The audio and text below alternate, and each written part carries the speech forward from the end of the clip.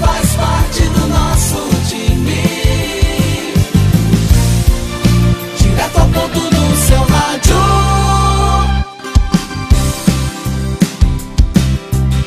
Olá, muito boa noite. Nem parece, mas é sexta-feira novamente, dia 8 de maio de 2020. Estamos aqui na Jovem FM, direto ao ponto pandêmico, segundas, quartas e sextas-feiras, das 7 às 8 da noite. Eu sou André Araújo, quem sempre está aqui comigo, Cléo Oliveira e Fernando Ferreira, que, aliás, já estão online nesta sessão de gravação. Cléo Oliveira, boa noite, Cléo. Oi, André, boa noite para o Fernando, boa noite para todos os nossos ouvintes nessa linda sexta-feira. Fernando Ferreira, o homem que sofre de abstinência de time de futebol. Boa noite, Fernando. Boa noite, André, Cléo, boa noite, nação, boa noite a todo mundo que está ouvindo a gente aí. Vamos lá, sexta-feira, sextou. O programa está só começando, mas a gente está gravando. Você, nosso ouvinte, já sabe que acompanha a gente. Nesse período, a gente grava um pouquinho mais cedo para dar tempo de todo o mecanismo da rádio funcionar e o programa estar logado para ir para o ar. Direto ao ponto no seu rádio. Mas a notícia quentinha é o novo boletim epidemiológico. Alguém já deu tempo de mastigar esse boletim dessa sexta-feira, Fernando e Cléo? Acho que o Fernando conseguiu. Então. Um número em especial chama muita atenção, o aumento do número de casos detectados, né? Exatamente. A gente está com o maior número, né, de casos confirmados num dia. São 80 casos, 60 casos confirmados pelo LACEN, e 20 casos notificados por municípios. Então são 80 casos, a gente alcança a marca dos 503 casos confirmados da doença. Ainda o que chama atenção todos os dias no perfil dos infectados, dos novos infectados, né, dos confirmados no caso, é a idade, né, sempre muito jovens. A maior parte desses estão na faixa etária de 20 a 39 anos, 41 casos, mais da metade desses. Outros de 40 a 59 anos são 27 casos. O histórico, é o perfil do tocantinense, né, com menos idosos, mas a gente tem que ficar atento a esse tipo de situação também. Uma outra coisa que o boletim traz é sobre essa ação que está acontecendo, né, de testes rápidos em caminhoneiros nas divisas do Estado e alguns postos da Polícia Rodoviária Federal, o governo do Estado, o PM, Polícia Federal, Polícia Rodoviária Federal, né? Entre os dias 6 e 7 foram feitos 148 testes com caminhoneiros, 8 confirmações para a Covid-19. Os caminhoneiros são residentes dos estados do Pará, Goiás, Bahia e Pernambuco. E esses casos, então, serão notificados às suas cidades de origem. Fica em casa, galera. Sextou em casa, desse jeito. Quem puder, fique.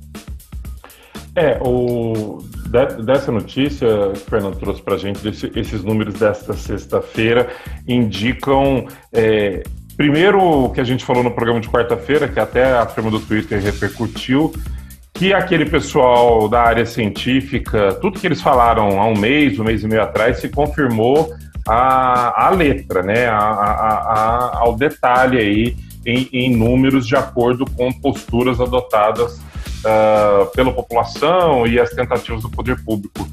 O segundo é que é incrível, em alguns locais está se discutindo uma reabertura da economia, do comércio, das atividades. Daqui a pouquinho eu vou dar a notícia do futebol. Eu comecei brincando no programa com a abstinência do Fernando com o Flamengo, mas uma medida que as entidades que regem o futebol estão tomando é uma tentativa seria uma tentativa de amenizar os impactos de uma reabertura agora. Não está na hora de falar de reabertura, a gente que nem enxergamos a tal da curva ainda, né? A gente está subindo a tal da montanha e os números estão comprovando isso, e a gente segue tendo manifestações e posturas, às vezes até de entidades públicas, na contramão dos dados. Eu não sei vocês não, mas parece que existia um tempo recente que as pessoas achavam que era vamos curtir a onda da quarentena, depois a gente se solta, e cansei, não quero mais brincar de quarentena. Agora que começou, a Covid está na crista dessa onda, né? Exatamente, Fê.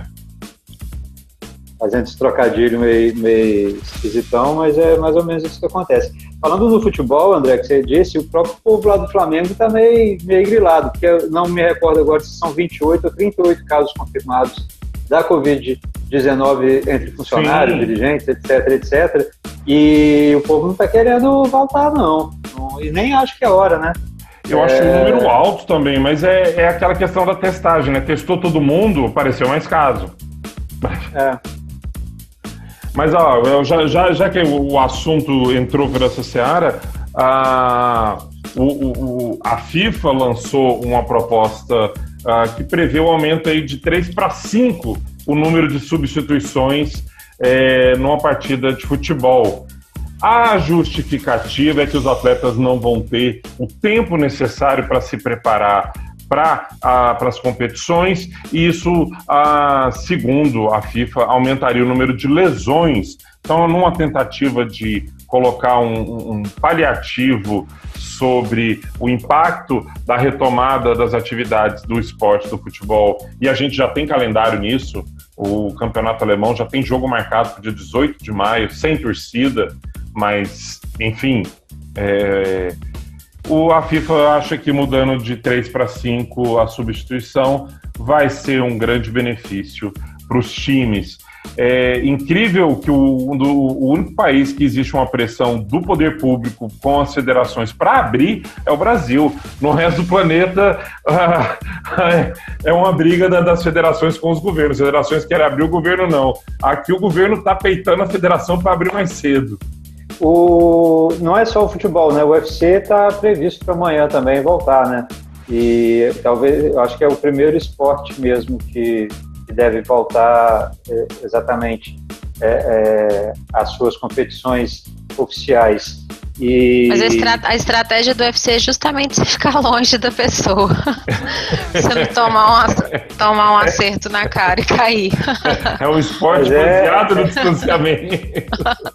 Mas não é nada. Quando você for jiu-jitsu, vai pro solo e agarra. Não, você tem que partir para cima, exatamente. Mas os infectologistas condenaram, né, veementemente o retorno do UFC nesse período, no auge da pandemia, né? São coisas estranhas, né? Assim como a gente entende os empresários, né? A gente não entende os empresários se reunindo de forma rápida e rasteira para fazer pressão à justiça, né? Ao judiciário, para que faça coro na reabertura dos comércios, das indústrias.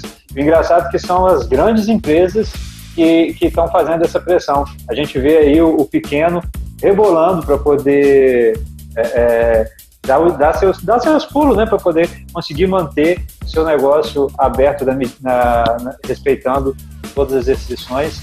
É complicado. E a Fórmula 1 já tem uma previsão de reabertura também baseado no princípio das carreatas, né, da galera que faz carreata contra o isolamento social. Passeata eles não se animam muito a fazer, não.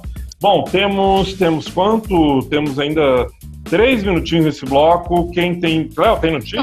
Eu vou deixar aqui, a gente começou o bloco falando aí dos caminhoneiros, deixar registrado uma situação que aconteceu em Colinas do Tocantins. Havia 4 caminhoneiros lá numa espécie de alojamento que a prefeitura fez. Eu até queria imagens desse local para entender como é isso. Mas como é uma cidade à beira da rodovia, né? Muitos caminhoneiros passam ali, então eles estão sendo testados e 4 caminhoneiros estão nesse alojamento, digamos assim, para ficarem em isolamento social. Lá, segundo a prefeitura, eles estão recebendo toda a assistência, como alimentação e acompanhamento médico, já que eles não são da cidade, né? Não tem familiares ali, estão nesses locais e não são casos de internação. Então, eles estão lá nesse local em isolamento. O que aconteceu? São 4 caminhoneiros, né, que eram 4, porque um deles fugiu mesmo, porque a orientação era ficar lá no local, né, justamente para eles não saírem Brasil afora e terem aí... Deixando esse rastro, né? Contribuírem com mais contaminação, um deles caiu no mundo, simplesmente anoiteceu e não amanheceu. Amanheceu na estrada, né? Ele tem 45 anos e ele foi embora do isolamento e seguiu viagem para o destino que ele estava indo. A prefeitura passou essa informação para a Polícia Rodoviária Federal. É muito delicado, eu conversava com uma amiga sobre isso e ela criticou, né? A princípio é óbvio que a gente critica, mas é tão delicada essa história porque muitos caminhoneiros trabalham para alguma empresa, né? E geralmente quem manda o frete não se importa muito, não. Quer que a carga seja entregue. Então, infelizmente, a gente tenta conscientizar, mas infelizmente a gente não pode julgar, né? Não dá para saber que tipo de necessidade que ele está passando. E o medo que esse cara devia estar também de piorar a situação dele, né, o estado de saúde, e a gente viu casos, né, como aquele caminhoneiro do Sul que foi cremado em Araguaína sem a presença de nenhum parente, nenhum conhecido. Né, assim, às vezes o cara enlouqueceu e quer ir embora para perto da minha casa. Exato, esse caso assim, mas claro. Complicado. Ele, se bobear, ele deve correr risco de responder criminalmente até, né? Cabe a todo mundo essa conscientização, mas eu acho que não cabe a ninguém julgar mesmo, sabe? Quem julga é a justiça, aquela coisa, porque realmente é fácil pra gente julgar estando em casa ou trabalhando da forma que dá, né? Tem gente que depende disso. Eu não sei qual foi a atitude dele. Ele pode ter sido um imbecil que falou dane-se, vou. Mas também pode ser, como eu digo, uma vítima do sistema, né? Pressão para receber aquele dinheiro que ele tem, ou mesmo, como você disse, o medo para querer entregar essa carga logo e voltar para casa. Bom, nosso bloco já está terminando. O programa está começando ainda. Você que ligou o rádio agora. Sextou quarentenisticamente, 8 de maio de 2020, direto ao ponto. Estamos aqui na Jovem FM. Daqui a pouquinho estaremos lá no nosso podcast, no YouTube. Você que pegou o programa agora, quer saber o que aconteceu no primeiro bloco? A gente volta já, tem intervalo comercial. Não sai daí. Direto ao ponto no seu rádio. De volta com o segundo bloco do programa Direto ao Ponto. Sexta-feira pandemística em todo o planeta. Olha só que coisa que une todo mundo em quarentena. Estamos aqui na Jovem FM trazendo o programa, você sabe, nesse período, segunda, quarta e sexta-feira. O programa a gente grava pertinho ali da hora de ir pro ar. Então está quentinho, tão quentinho quanto a foto do almoço que o Fernando colocou no grupo e que a Cléo estava ali toda babando. Agora, Cléo, você não sabe que antes de você entrar na nossa reunião em áudio, a Fernando contava para mim como tinha feito uma salada hoje, uma cabeça de alface, e eu comi a salada. Falei, tá sentindo bem, Fernando? Tô me sentindo light, bem. Aí eu vi que o prato tinha arroz, carne moída. Falei, isso não é salada. Se você for em qualquer restaurante do planeta e pedir uma salada, não vai ter arroz e carne moída. É porque você não é de Minas, André. Boa. Né, Fernando? O que eu falei com ele, Cléo, é que eu diminuí a quantidade de arroz e de carboidrato. Não. Comi uma saladona. Ela estava me chamando a atenção. Minha irmã estava me chamando a atenção com os pratos que a gente coloca. Porque aí, com essa história toda, fica todo mundo fazendo comida e colocando prato de comida no grupo da família. Quem está almoçando no dia, quem está jantando. Domingo, e então, agora vai ser... Coloquei, à noite eu fiz uma tigelona de guacamole e comi sozinho. Sozinho, né, Fernando? O André não entende, porque ele não é de Minas. Em Minas é inadmissível comer salada apenas, entendeu? Você não come salada apenas, você sempre vai ter um acompanhamento que no caso é um arroz. É bom ter esse tradutor, que eu adorei. Por exemplo, o papo tava falando assim, fiz uma saladona, almocei uma saladona, na hora que veio a foto, 50% do prato era arroz e carne. E outra, não é assim não, tá bem divididinho. Minas, por exemplo, quando fala que o almoço vai ser macarronada, não é necessariamente que você vai comer massa, é macarronada, né? Mas tem arroz, tem feijão e tem carne. É. E se for domingo, ainda tem maionese Exato. e farofa. Mineiro ama uma maionese, né, gente? Nossa Senhora. Domingo vai ser o dia D das lives, né? Vamos ver o quanto a internet suporta, porque o que vai rolar de live de Dia das Mães, todo mundo fazendo os seus almoços, as suas macarronadas, e no caso da turma de Minas, tem macarronada com arroz, feijão e tutu e costelinha de porco. Nossa. Vocês estão planejando live com as mamães de vocês? Não.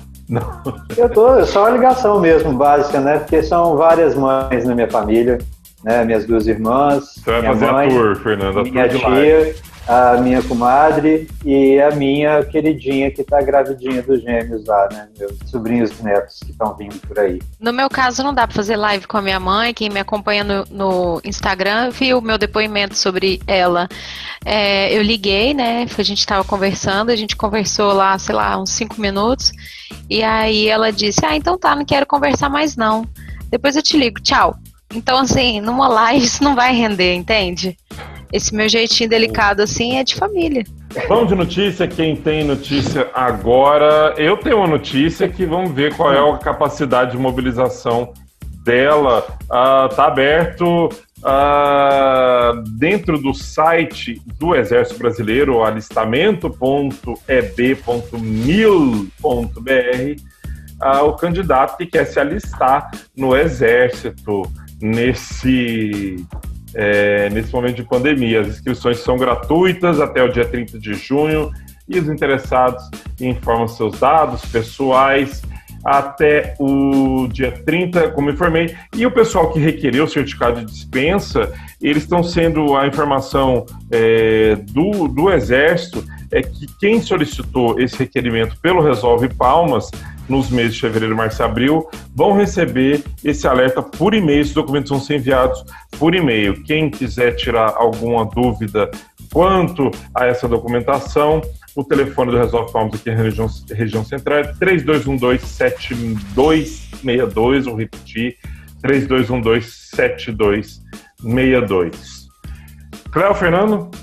Eu tenho notícia aqui sobre leitos de UTI, tem se falado muito sobre isso nos últimos dias, sobre a situação dos leitos aqui no Tocantins, e uma notícia boa é que o Ministério da Saúde, ele habilitou hoje 42 leitos aqui no Tocantins.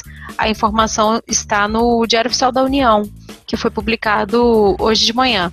O que significa essa habilitação? É um recurso que o governo federal repassa para os estados para que ele implante as UTIs, né? O custeio da UTI, na verdade.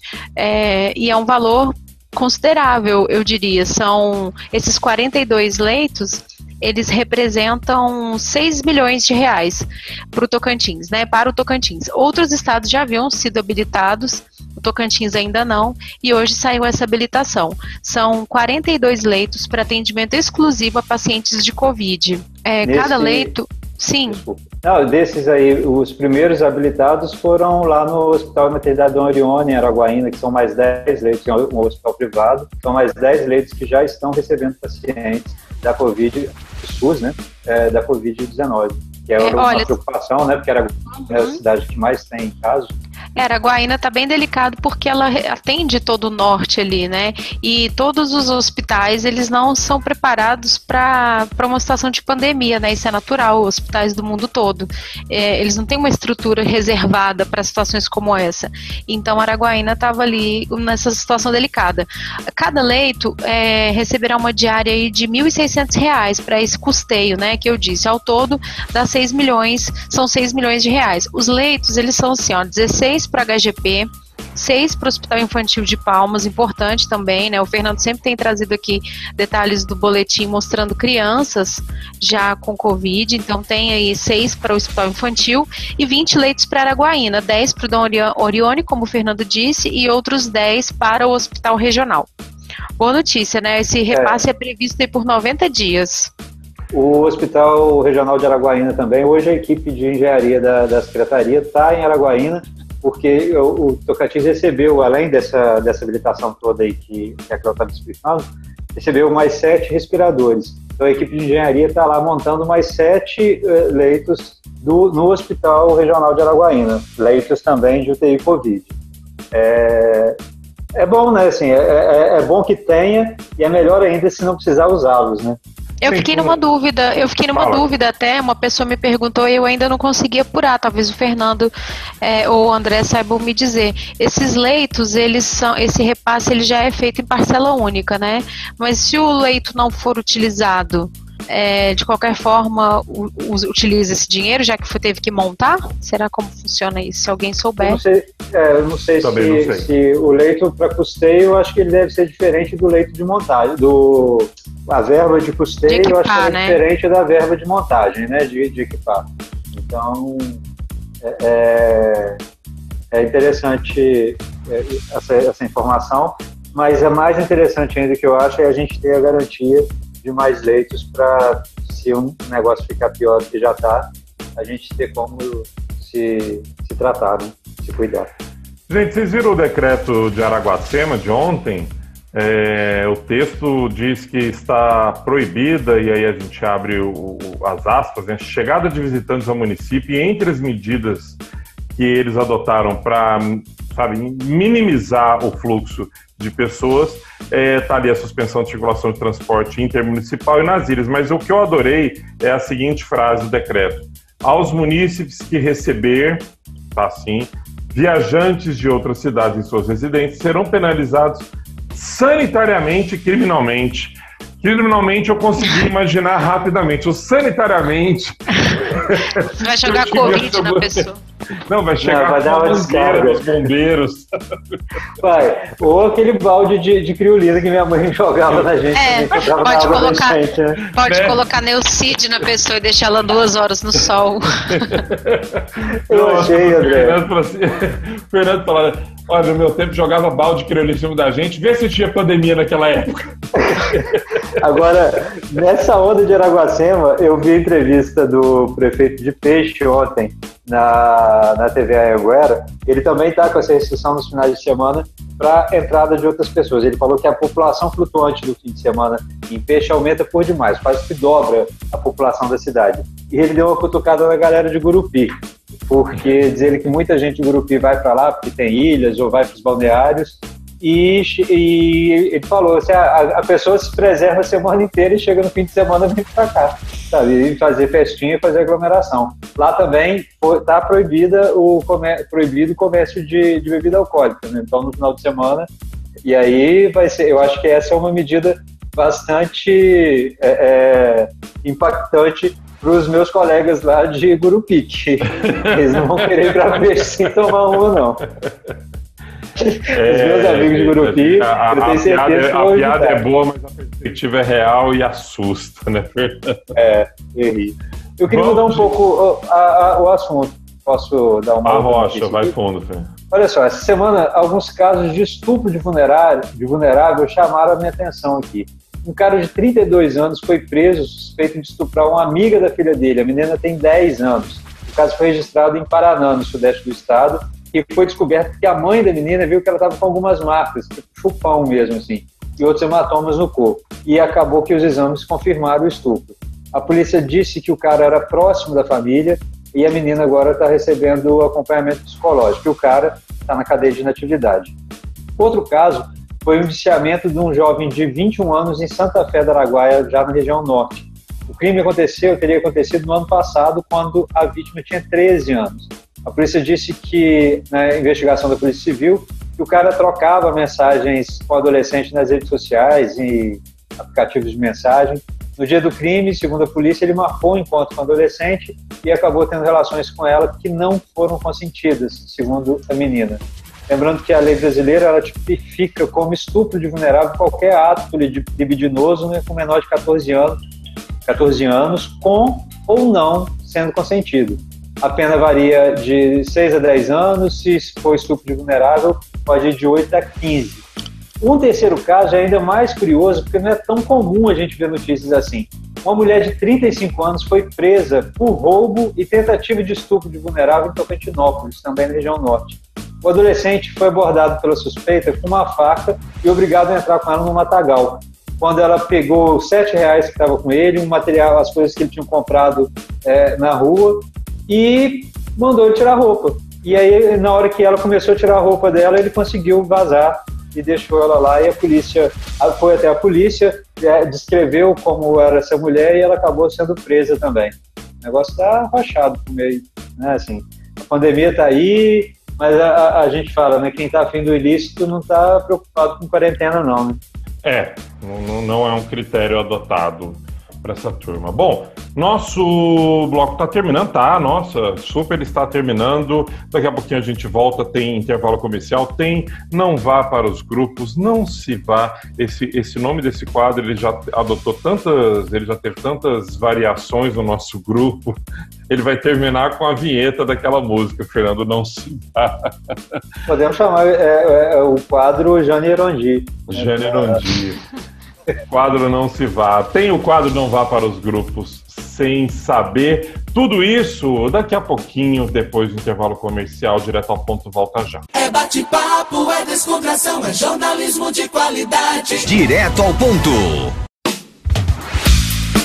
Sim, já estamos de volta, terceiro e último bloco. Hoje, sexta-feira, sexta pandêmica, sexta quarentenística, 8 de maio de 2020, direto ao ponto, segunda, quarta e sexta-feira, das 7 às 8 da noite.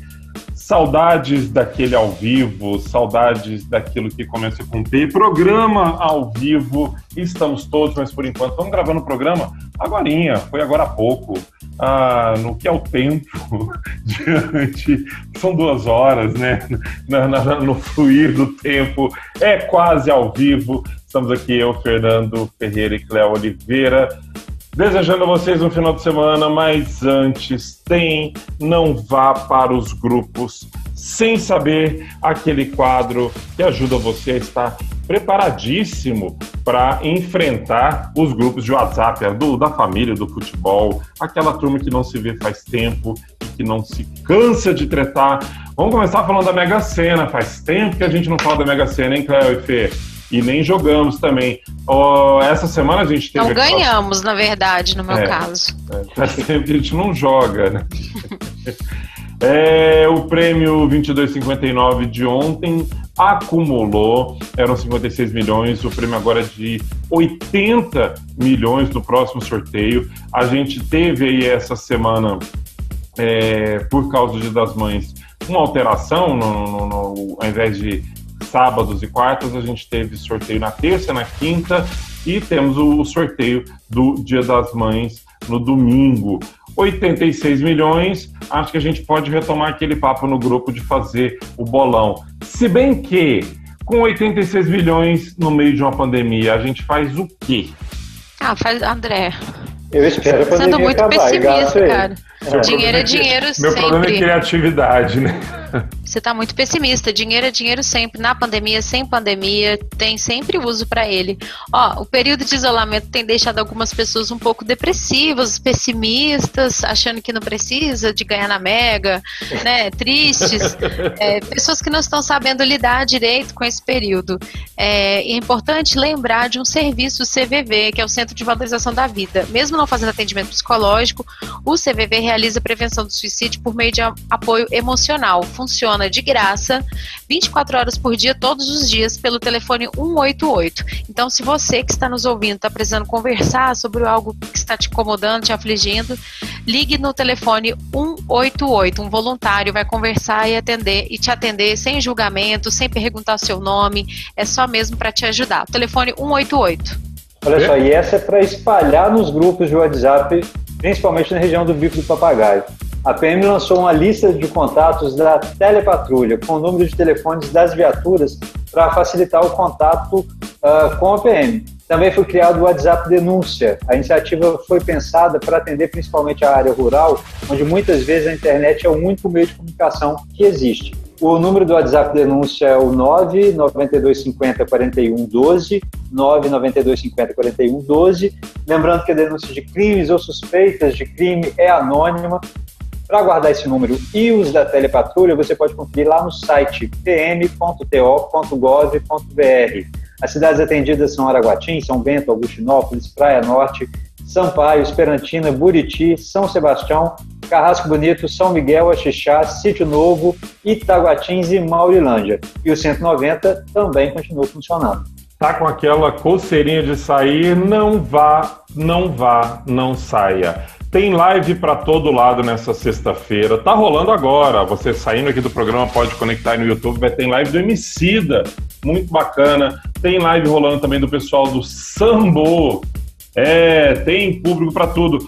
Quem tá na live também é o Latino, rolando nesse momento. Aliás, o combo Latino e Fábio Júnior vai fazer sucesso aqui em casa hoje. Sinto que terei que dar um Vale Night dentro de casa, porque Latino vem logo antes, é o aquecimento do Fábio Júnior. Aquecimento do Fábio Júnior. Tem ainda Banda Eva, tem Luísa Sonza, tem Mastruz com Leite.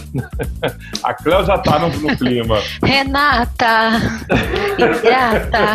Ó, só terminando, Nayara Azevedo, terminando o programa às 8 horas, tá começando, Mastruz com Leite, Toquinho, Tribo de Jazz, Zé Cabaleiro, todos começando agora às 8 da noite dessa sexta-feira. Cléo?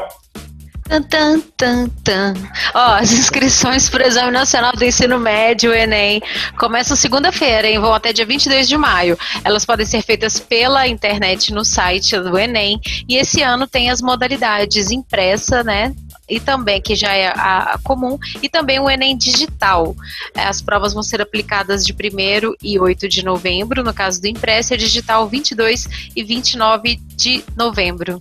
Olha só, historicamente e machistamente também, o domingo em que se comemora o Dia das Mães é o dia do ano com maior faturamento para os restaurantes. Antigamente era o dia que os filhos, o marido, davam folga para a mãe na cozinha e a levavam para comer fora. Mas esse ano, por conta da pandemia, bares, restaurantes, cafeterias de Palmas e várias outras cidades estão fechados. Mas muitos trabalham com entrega em domicílio ou entrega no balcão. Para tentar reverter o faturamento que deu uma caída, a Brasel, que é a Associação Brasileira de Bares e Restaurantes aqui do Tocantins, está apostando no Dia das Mães, continua apostando. Dos 58 associados aqui em Palmas, pelo menos 12 estão com promoções especiais. Além dos restaurantes, as cafeterias, padarias e confeitarias também vão estar trabalhando para entregar seus doces e tudo mais. Se antes era preciso fazer reserva para garantir vaga no restaurante, com as entregas não vai ser diferente. Quanto antes você fizer essa reserva do seu almoço especial de domingo, melhor o restaurante vai poder se organizar para garantir uma entrega na hora e perfeita. Se você quiser saber mais um pouco, nas redes sociais, a Brasel está lá. É @abraselto. Você encontra os estabelecimentos disponíveis para entrega no Dia das Mães. Nosso tempo já está acabando, o programa Direto ao Ponto vai ficando por aqui. Obrigado a você que acompanhou a gente a semana toda aqui na Jovem FM e também lá nas nossas redes, no nosso YouTube, Direto ao Ponto TO, no nosso Twitter, também Direto ao Ponto TO, no nosso Instagram, que é qual, Cleo? Direto ao Ponto Tocantins. Vamos ficando por aqui, um excelente final de semana para todo mundo. Fernando, até segunda-feira. Até segunda, André. Até hoje à noite na live do Fábio Júnior. Na live, né?